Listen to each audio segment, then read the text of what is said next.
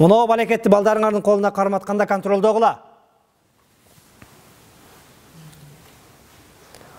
Өзбекстандан Шейх Мухаммад Садык Мухаммад Юсуф деген улуу алып өткөн. Эркек менен аялдын телефондон түз, эч ким көрбөсөн, WhatsApp'тан, Instagram'дан жазышканы экөөнүн бир бөлмөгө кирип алып, жалгыз калгандан айырмасы жок дейт. Группада башкада жазсаң, анда не деп жазганыңды карап турат, атаң, апаң.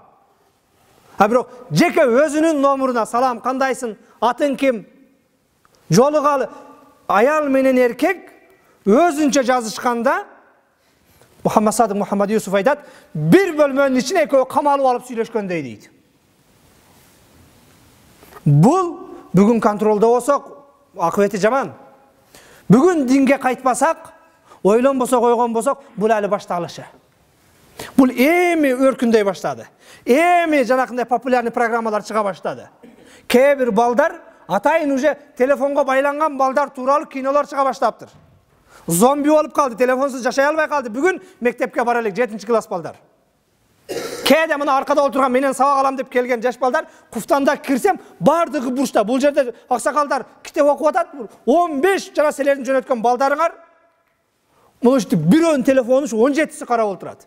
Ана аксакалдар тирүү күндө ушундай. Мечитке балдарыңар келет, 5те окуган, 6те окуган. Зомби кылып бүттү. Илгерирээк ислам тарыхын карай турган болсок, Абу Ханифа бир күндө 2 жолу Куранды хатым кылат экен дейт элек. Китеп булаттарында ушинтип жазат, Абу Ханифа бир күндө 2 жолу хатым кылган деп. Бул акылга сыйбайт болчу. Бирок устазым Абдушкур ажы айткандай, бүгүн үммөттүн мына телефонду караганын карап туруп, таң калбай калдык. Анткени Абу Ханифа бүгүн биз телефонго зомби болгондой, Куранга зомби болгон экен. Уйкудан турар замат бир карайсың. Намазда бир карайсың, башкада бир карайсың. Атайын ушул бул шарият болуп калды бизге. Телефонуңарды өчүргүлө деп намаз баштайбыз. Өзү сабыңды түздө деп башташыбыз керек эле. Кудайдын астында турасың дешибиз керек эле. Бүгүн телефонуңузду без звук кылып алың, телефонуңузду өчүрүп алың деп баштайбыз. Бул кадимгиде биздин намазга чейин кирип кетти.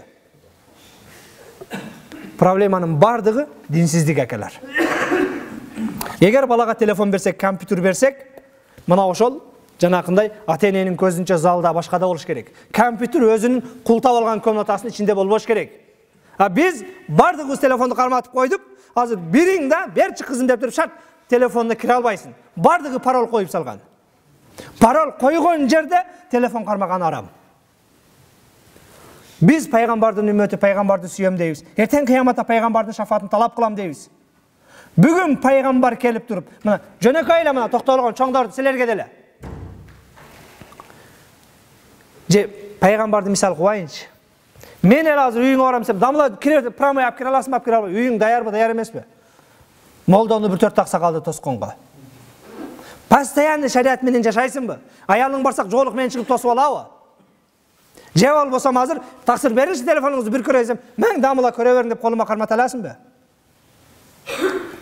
Бул телефон 200 грамм чыгат. Аябай жеңил. Бирок эртең кыяматта кыяматтын таразасы көтөрө албай турган күнөөлөр менен алып барат.